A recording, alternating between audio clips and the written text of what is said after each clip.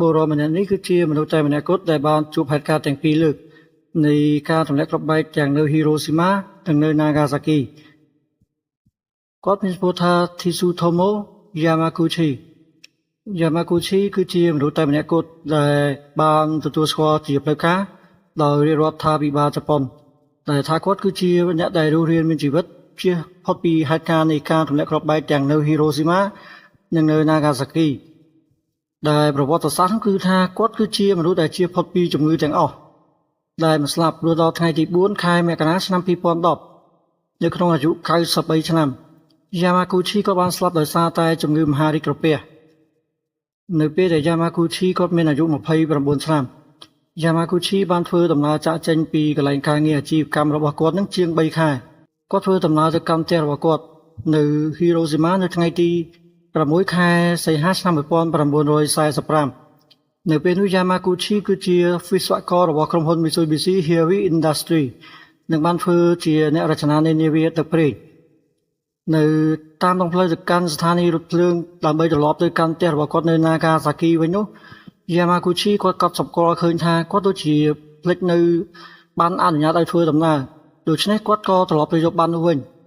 នៅពេលដែលយ៉ាម៉ាគូឈីត្រឡប់ពីយកបានរួចរាល់គាត់បានធ្វើដំណើរត្រឡប់ទៅកាន់ស្ថានីយ៍រថភ្លើងនៅម៉ោង 8:15 នាទីព្រឹកស្រាប់តែពេលនោះក៏ឃើញយន្តហោះទម្លាក់គ្រាប់បែកហោះកាត់លើទីក្រុងយ៉ាម៉ាគូឈីក៏បានឃើញឆ័ត្រយន្តតូចៗទាំងពីរស្រាប់តែពេលនោះមានពន្លឺជះមកលើភ្នែករបស់គាត់ខ្យល់ហើយនឹងកម្ដៅបក់បោកឲ្យគាត់ដួលទៅលើដីយ៉ាម៉ាគូឈីគាត់មានសំណាងអាក្រក់ដែលគាត់ស្ថិតនៅចម្ងាយ3គីឡូពីការ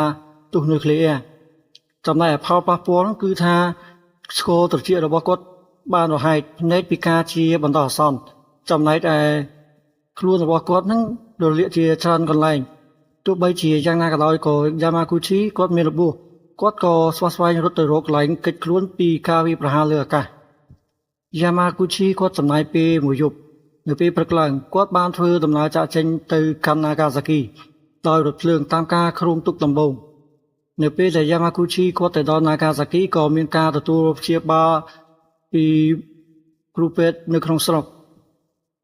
យ៉ាម៉ាគូឈីគាត់មានអារម្មណ៍ល្អសម្រាប់រាយការណ៍ទៅកាន់មេរបស់គាត់នៅថ្ងៃទី9គាត់ប្រាប់រឿងរ៉ាវទៅកាន់មេរបស់គាត់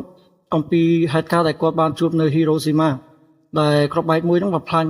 ទីក្រុងទាំងមូលនិងមុខរបួសរបស់គាត់ផងដែរ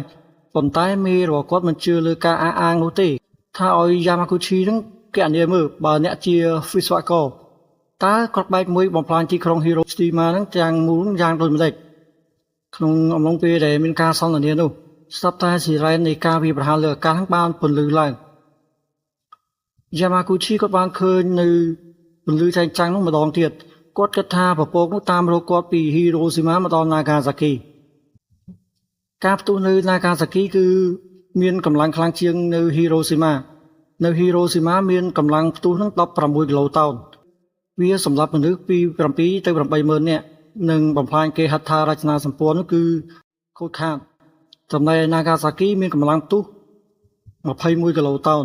វាបានសម្រាប់មនុស្សចាប់ពី40000ទៅ50000នាក់និងគេហដ្ឋារចនាសម្ព័ន្ធនោះគឺខូចខាតទាំងស្រុងចំណែកយ៉ាម៉ាគូឈីការផ្ទុះគ្រាប់បែកនុយក្លេអ៊ែរទី2នេះមិនមានផលប៉ះពាល់ភ្លាមៗនោះទេណាហ្គាសាគីមិនមែនជាគោលដៅដំបូងសម្រាប់គ្រាប់បែកនុយក្លេអ៊ែរទី2នោះទេគឺទីក្រុងខូគូរ៉ានៅពេលដែលយន្តហោះទម្លាក់គ្រាប់បែកទៅដល់ទីក្រុងខូគូរ៉ាគឺថាពេលនោះពពកគ្របដណ្ដប់ច្រើន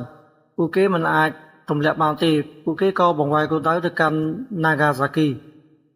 នៅពេលដែលយន្តហោះទម្លាក់គ្រាប់បែកទៅដល់ណាហ្គាសាគីនៅពេលនោះក៏ពពកគ្របដណ្ដប់ច្រើនដែរពួកគេក៏មិនអាចបង្វែរគោលដៅផ្សេងទៀតដែរពីព្រោះថាពួកគេខ្វះខាតប្រេងដូច្នេះណាហ្គាសាគីគឺជាគោលដៅទី2ចំណែកយ៉ាម៉ាគូឈីផ្ទាល់ក៏បានប៉ះពាល់នឹងវិសុសកម្មអ៊ីយ៉ូតកម្រិតខ្ពស់ផ្សេងមួយទៀតនឹងការផ្គត់ផ្គង់វិទ្យាសាស្ត្រនោះគឺវាមានការផ្គត់ផ្គង់តិចតួចណាស់ដែលមានស្រាប់សម្រាប់ព្យាបាល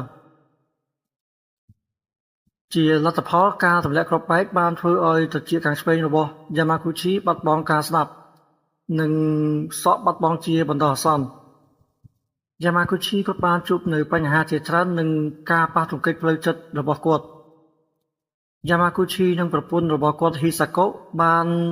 ប៉ះពាល់នឹងវិសុសកម្មអ៊ីយ៉ូតកម្រិតខ្ពស់ដូចគ្នាប៉ុ ប៉ុន្តែពួកគេបន្តរស់រានមានជីវិតនិងមានអាយុវែងហើយបានបង្កើតនូវកូនដែលមានសុខភាពដ៏ល្អឥតខ្ចោះប្រពន្ធ Yamaguchi Hisako ក៏បានស្លាប់នៅក្នុងអាយុ88ឆ្នាំដោយសារតែជំងឺតម្រងនោមនិងថ្លើមចំណែកឯ Yamaguchi ក៏បានស្លាប់ដោយសារតែជំងឺមហារីកក្រពះនៅក្នុងអាយុ93ឆ្នាំ Yamaguchi ក៏បានសរសេរនៅសៀវភៅរៀបរាប់អំពីបទពិសោធន៍របស់គាត់ដែលគាត់បានជួបនៅការទម្លាក់គ្រាប់បែកនិងសរសេរកំណាព្យដែលមានន័យថា Wrath of Corpse Yamaguchi ក៏បានចោះឈ្មោះជាអ្នករស់រានមានជីវិតពីហេតុការណ៍ទម្លាក់គ្រាប់បែកទាំងនៅ Hiroshima និងនៅ Nagasaki ដែលបានទទួលស្គាល់ជាផ្លូវការដោយរាជរដ្ឋាភិបាលជប៉ុនដែលគាត់នឹងគឺជាមនុស្សដែលរស់រានមានជីវិតពីហេតុការណ៍ទម្លាក់គ្រាប់បែក